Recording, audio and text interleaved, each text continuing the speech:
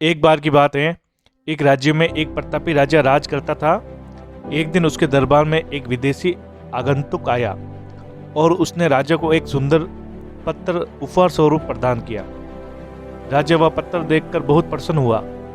उसने उस पत्र से भगवान विष्णु की प्रतिमा का निर्माण कर उसे राज्य के मंदिर में स्थापित करने का निर्णय लिया और प्रतिमा निर्माण का कार्य राज्य के महामंत्री को सौंप दिया। महामंत्री गांव के सर्वश्रेष्ठ मूर्तिकार के पास गया और उसे वह पत्र देते हुए बोला, महाराज, मंदिर में भगवान विष्णु की प्रतिमा स्थापित करना चाहते हैं। 7 दिवस के भीतर इस पत्र से भगवान विष्णु की प्रतिमा तैयार कर राजमहल पहुंचा देना। इसके लिए तुम्हें 100 स्वर्ण मुद्राएं दी जाएगी।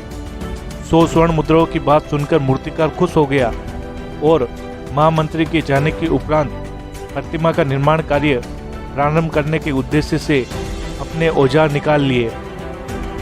अपने औजारों में से उसने एक हथौड़ा लिया और पत्थर तोड़ने के लिए उस पर हथौड़े से वार करने लगा, किंतु पत्थर जस का तस रहा। मूर्तिकार ने हथौड़े से कई बार पत्थर पर किए, किंतु पत्थर नहीं टूटा। 50 बार प्रयास करने के उपरांत मूर्तिकार ने अंतिम बार प्रयास करने के उद्देश्य से हथौड़ा उठाया, किंतु यह सोचकर हथौड़े पर प्रहार करने के पूर्व ही उसने अपना हाथ खींच लिया कि जब 50 बार वार करने से पत्थर नहीं टूटा तो अब क्या टूटेगा।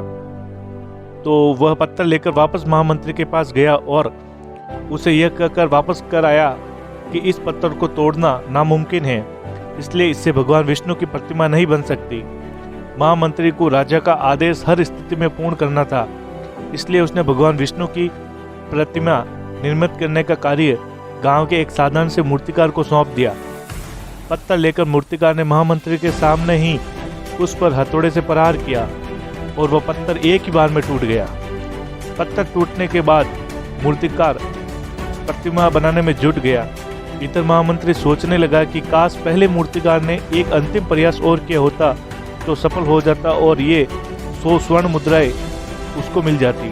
तो दोस्तों, हमें इस कहानी से ये सीख मिलती है कि हम भी अपने जीवन में ऐसी परिस्थितियां बहुत बार देखने को मिलती हैं, लेकिन कई बार किसी कार्य को पूर्ण करने के पूर्व या किसी समस्या के सामने आने पर उसका निराकरण करने से पूर्व ही हमारा आत्मविश्वास डगमगा जाता है और हम प्रयास के बिना ही हार मान लेते हैं। कई बार हम 1-2 प्रयास में असफलता मिलने पर आगे प्रयास करना छोड़ देते हैं, जबकि हो सकता है कि कुछ प्रयास और करने पर कार्य पूर्ण हो जाता या समस्या का समाधान हो जाता। यदि जीवन में सफलता प्राप्त करनी है तो बार बार असफल होने पर भी तब तक प्रयास करना नहीं छोड़ना चाहिए जब तक सफलता नहीं मिल जाती। क्या पता जिस प्रयास को करने के पूर्व हम हाथ खींच ले वही हमारा अंतिम प्रयास हो और उसमें हमें कामयाबी प्राप्त हो जाए। तो दोस्तों, आपको ये स्टोरी कैसी लगी हमें कमेंट बॉक्स में ज़रूर बताएं और अपने मित्रों के साथ भी ज़रूर शेयर करें। इसी के साथ मिलते हैं एक नई कहानी लेकर। धन्यवाद।